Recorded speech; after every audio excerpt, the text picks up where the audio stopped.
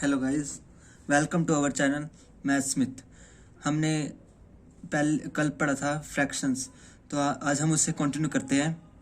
Fractions कल हमने क्या किया था, फ्रैक्शन पार्ट्स होता है किसी रीजन का या कोई भी चीज़ ले लो, उसका पार्ट होता है तो उसको हम फ्रैक्शन कह सकते हैं। अब जैसे कि ये है 9/12, ये भी एक फ्रैक्शन है। हम इसको कट कर सकते हैं 3/4, तो ये क्या गया 3/4। ऐसे ही 5/9 and 11/13, this all are fractions. जो इसका अपर पार्ट होता है उसको हम क्या कहते हैं, न्यूमरेटर, एंड लोअर पार्ट को कहते हैं हम डिनोमिनेटर।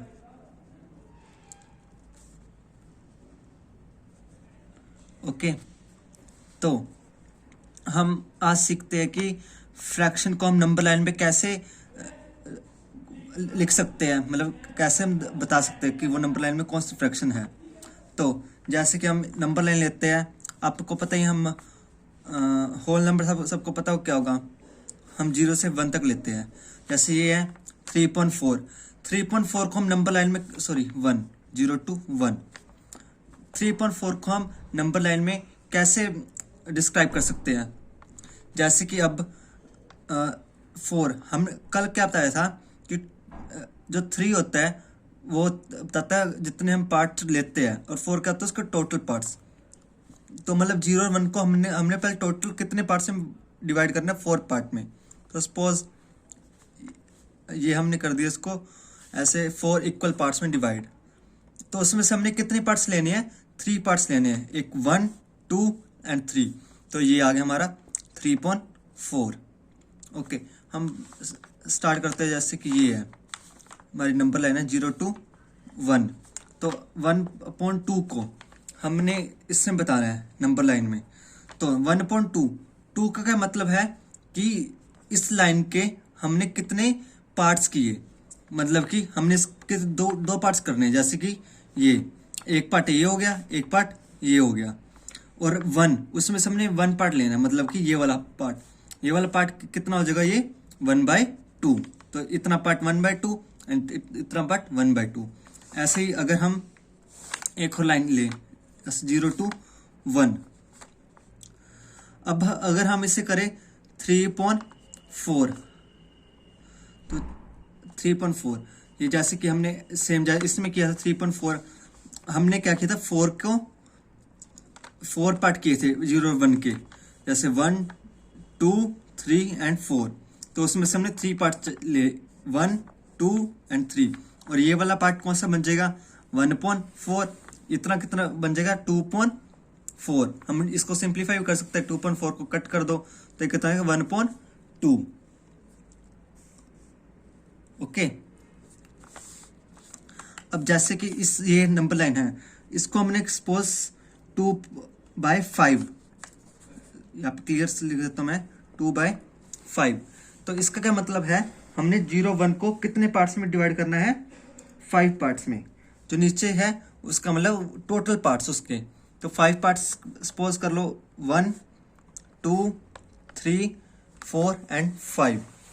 ठीक है, तो ये हमारा क्या आ गया 1.5, ये क्या आ जाएगा 2.5, ये क्या हो जाएगा 3.5, ये क्या है 3.5, 4.5, एंड ये होता है 5.5, जिसको कट करके 1 ही आ जाता है हमारा।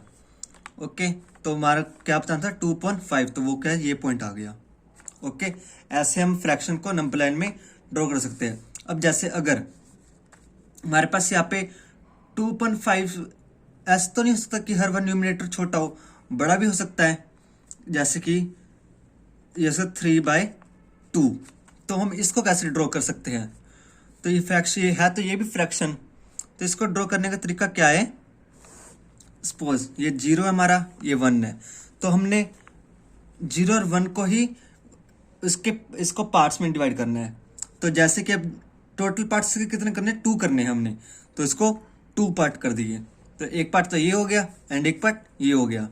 और ऐसे हमने इतने इतने पार्ट कितने बार करने हैं, 3 बार काउंट करने हैं, मतलब कि 1 बार ये 2, तो थर्ड पार्ट कहाँ पे काउंट करें, तो हम इतना ही पार्ट नेक्स्ट ले जाते हैं, मतलब इससे आगे ले जाएंगे।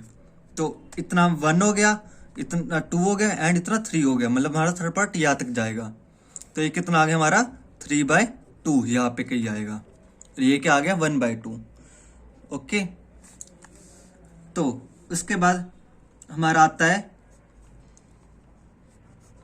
Proper fraction. प्रॉपर फ्रैक्शन क्या होता है?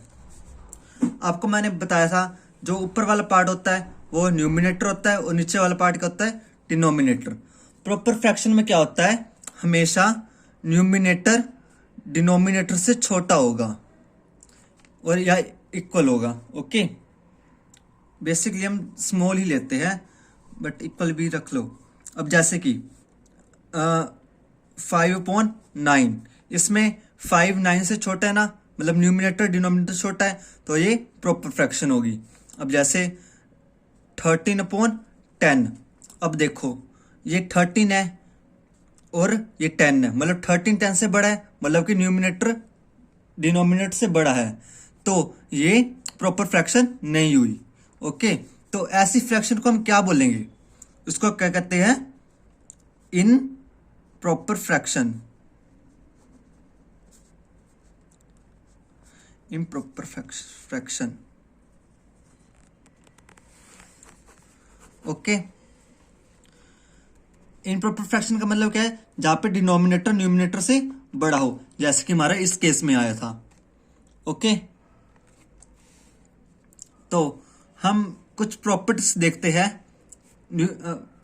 इसकी प्रॉपर्टीज देखते हैं। प्रॉपर्टीज क्या होगी? तो जो हमारी प्रॉपर फ्रैक्शन होती है वो हमेशा किस टाइप का होगा? न्यूमिनेटर डिनोमिनेटर से छोटा होगा, है ना। इट्स मीन ये हमेशा लेस देन 1 होगा या इक्वल टू 1 होगा। ओके, बट अगर हम इनप्रॉपर फ्रैक्शन में जाए तो इसमें क्या होगा? इनप्रॉपर फ्रैक्शन सपोज वो किस टाइप की होगी? 3/2। तो हमेशा वो, जैसे ये एग्जाम्पल लिए था हमने, तो इसमें क्या आया था हमारा? ये 1 से बड़ा आया था। तो ये जो इम्प्रॉपर फ्रैक्शन होती है वो हमेशा 1 से बड़ी आती है। और प्रॉपर फ्रैक्शन क्या होती है? जो जिसमें न्यूमिनेटर डिनोमिनेटर छोटा हो और वो हमेशा 1 से छोटी आती है, बट प्रॉपर में उल्टा होता है इससे। जैसे कि डिनोमिनेटर न्यूमिनेटर से बड़ा होता है और इसकी जो फ्रैक्शन होती है वो 1 से ग्रेटर होती है। तो आज के लिए ही हम यहाँ पे स्टॉप करते हैं।